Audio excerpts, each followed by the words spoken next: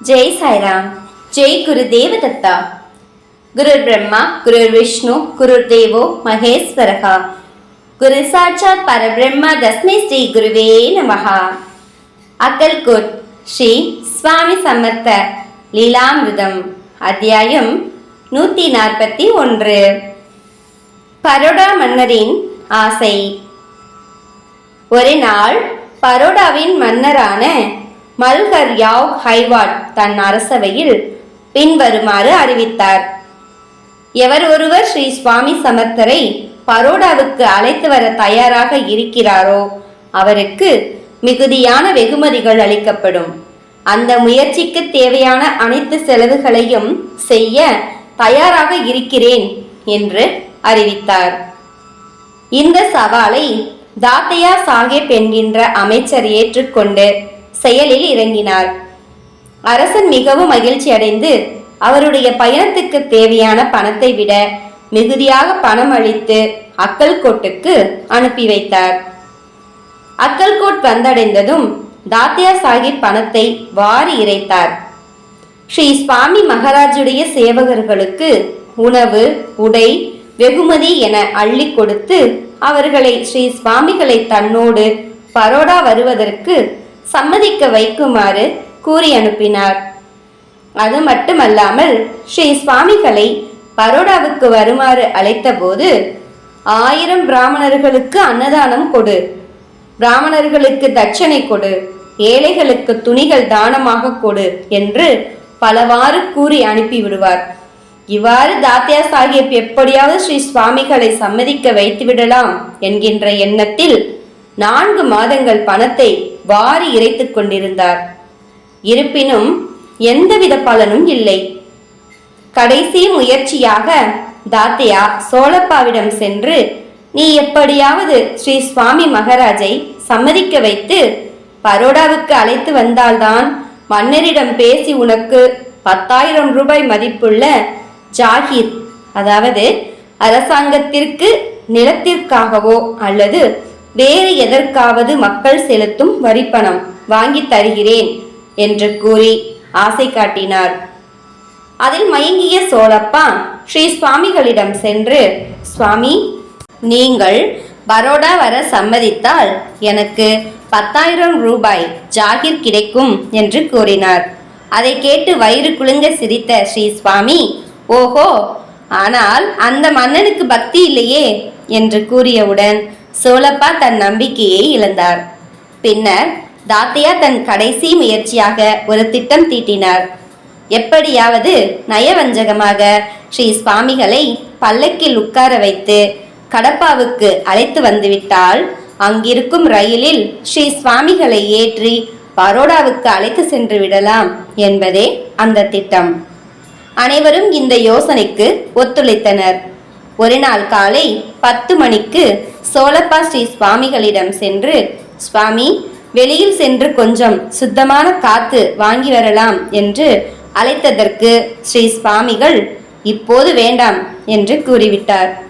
சுந்தராபாய் வந்து அரண்மனைக்கு சென்று வரலாம் என்று அழைத்தாள்.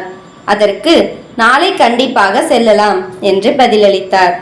பாலப்பா ஸ்ரீ சுவாமிகளிடம் காஸ்பாக் செல்லலாம் என்று அழைத்ததற்கு குளிர் வந்ததும் போகலாம் என்று கூறிவிட்டார்.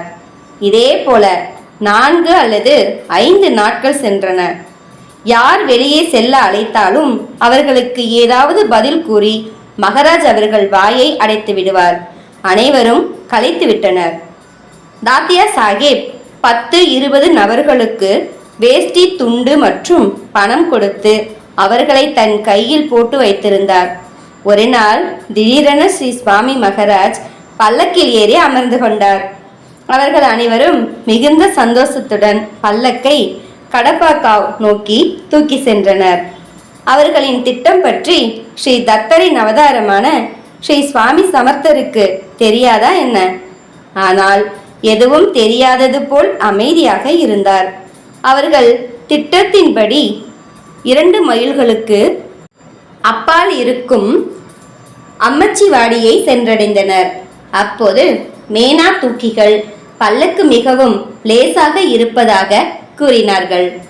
ஸ்ரீ சுவாமிகள் உள்ளே இருக்கிறாரா என்பதை சோதிக்க பல்லக்கை இறக்கி வைத்தனர். அவர்களுக்கு என்ன சொல்வதென்றே தெரியவில்லை. ஸ்ரீ சுவாமி சமர்த்தரை அங்கு காணவில்லை. ஸ்ரீ சுவாமியின் உண்மையான பக்தர்கள் மிகவும் வருத்தமடைந்தனர். அனைவரும் அவரை தேடிக்கொண்டு அங்கும் இங்கும் அலைந்து கொண்டிருந்தனர். ஆனால் எந்தவித பயனும் இல்லை. 2 மணி நேரத்திற்கு பிறகு ஒரு தபால்காரர் ஜெயூர் என்னும் ஊர் வழியாக அக்கல்கோட் வந்தார். அவர் ஸ்ரீ சுவாமிகளின் சேவகர்களை பார்த்து, நீங்கள் அனைவரும் இங்கு என்ன செய்து கொண்டிருக்கிறீர்கள்? சுவாமிகள் ஜெயூர் செல்லும் வழியில் ஒரு கல்லின் மேல் அமர்ந்திருக்கிறார். நான் அவரிடம் அக்கல்கோட் வருகிறீர்களா என்று கேட்டதற்கு முடியாது என்று கூறிவிட்டார். உடனே நான் உங்களை பார்த்து இந்த விஷயத்தை கூறலாம் என்று ஓடோடி வந்தேன் என்று தெரிவித்தார். இதை கேட்டவுடன் அனைவரும் விரைவாக ஸ்ரீ சுவாமிகள் அமர்ந்திருக்கும் இடத்தை நோக்கி ஓடினர். அவர்கள் அனைவரும் ஸ்ரீ சுவாமி சமர்த்தரை நமஸ்கரித்துவிட்டு, சுவாமி, நாங்கள் பணத்தாசையால் புத்தி தடுமாறி விட்டோம். உங்கள் சக்தி என்ன என்பது புரியாமல் நடந்து கொண்டோம். தயவு செய்து எங்களை மன்னித்து விடுங்கள் என்று கதறினார்கள். ஒருவர் இன்னொருவரின் காதுகளை பிடித்து கொண்டு தோப்புக்கரணம் போட்டனர். சிலர் ஒருவரை ஒருவர் மாறி மாறி கன்னத்தில் அறைந்து கொண்டனர். இவற்றை பார்த்து ஸ்ரீ சுவாமி மகராஜ் வயிறு குலுங்க சிரித்தார். சண்டையிட்டு கொண்ட சிறு குழந்தைகள் போல ஒன்று சேர்ந்து கொண்டு அக்கல்கோட் வந்தடைந்தனர்.